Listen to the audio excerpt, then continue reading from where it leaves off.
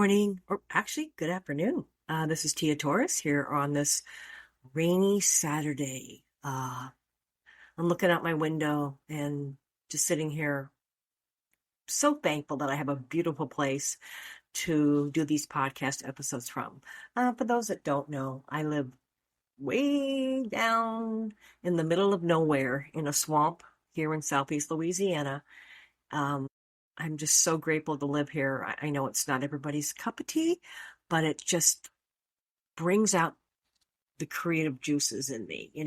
Like as soon as I'm done with this podcast recording, I think I'm going to start working on my novels some more. I have to get sidetracked, but I think I created a whole new genre in novels.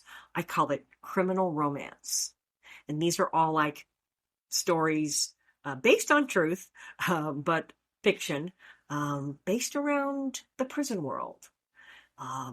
So I can't wait to get back to that today. Anyways, this week has been a very interesting week of news stories. The crimes, some of these crimes I'm reading about are just beyond horrific. The brutality of them, many of them geared towards children. We don't want to think that things like this can happen, but we all know they do. And it got me thinking. I want to say last week, I was reading one of these posts somewhere about prison wives. And the term prison wife has become very common, especially on TikTok.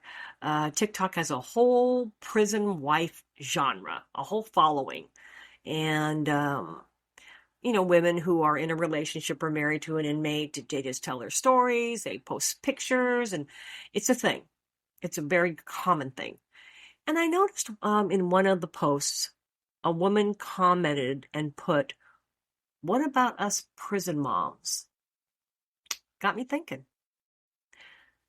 As I'm reading this string of horrible crimes that have happened throughout the country in the past few weeks, mainly against children, I'm talking brutal, like taking their lives. And I don't want to get into detail because I don't want my podcast taken down.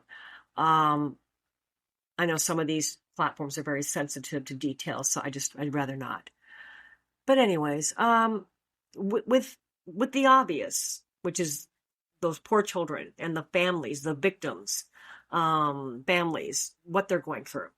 There are no words to describe it. But I started thinking about that woman who commented about, what about us prison moms?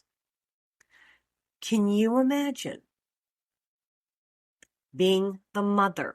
And I'm going to say the mother, not the father, the mother, because I'm probably going to piss some people off here, but to me, being a mother is different than being a father.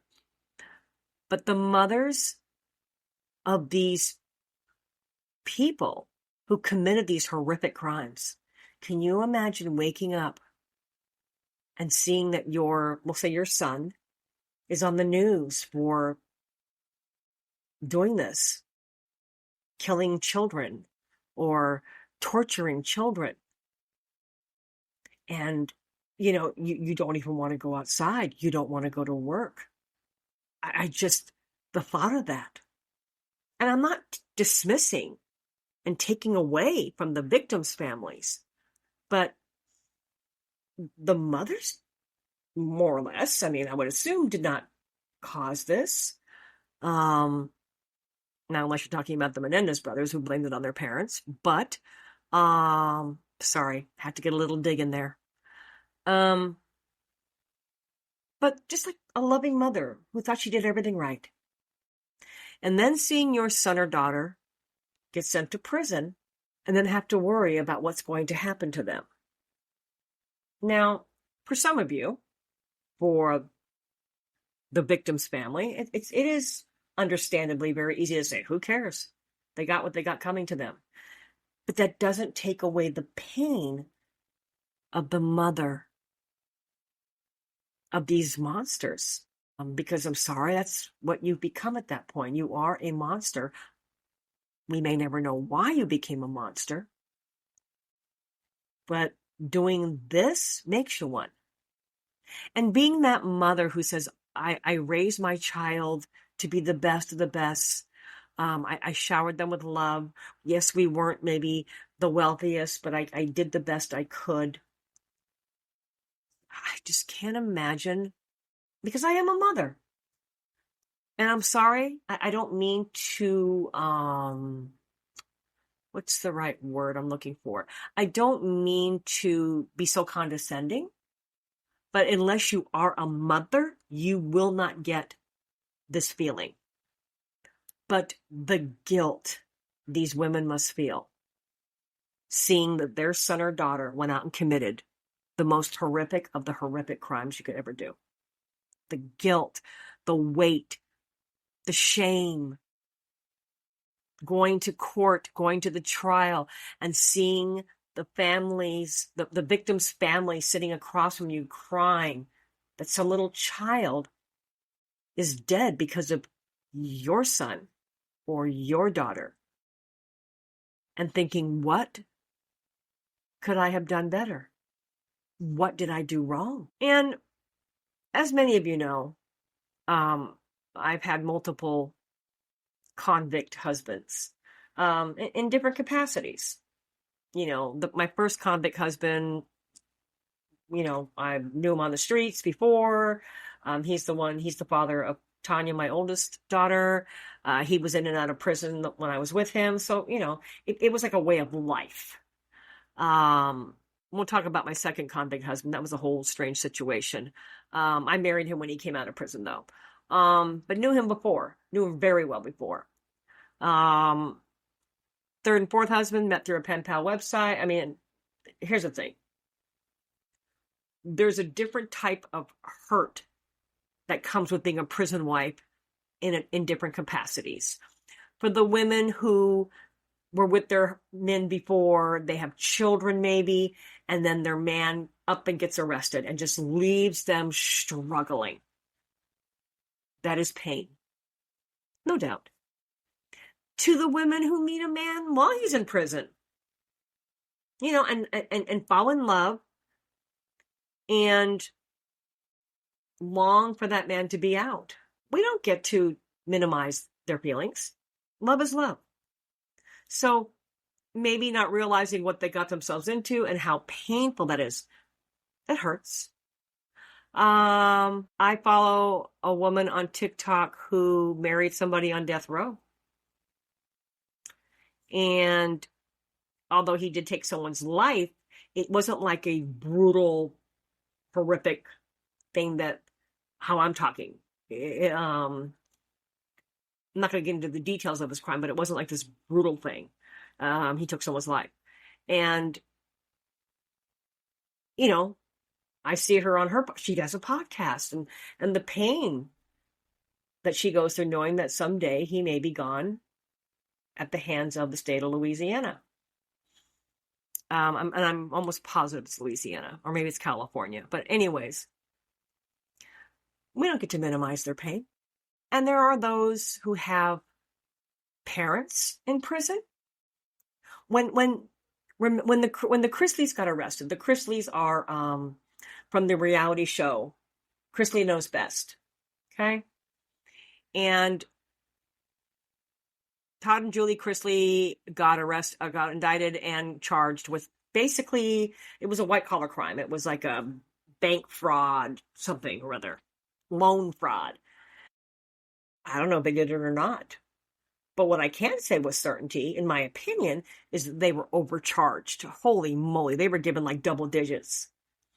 But to see their daughter left behind to care for her two younger brothers, very painful. She too has a podcast.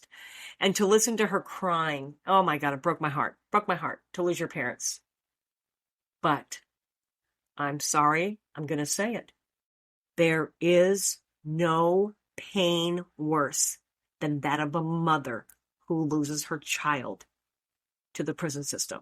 It's just a whole nother kind of pain. It's amplified. I just gave myself goosebumps when I said that. And that's what got me thinking about, it's hard enough being the mother of somebody who's in prison for, let's say, burglary.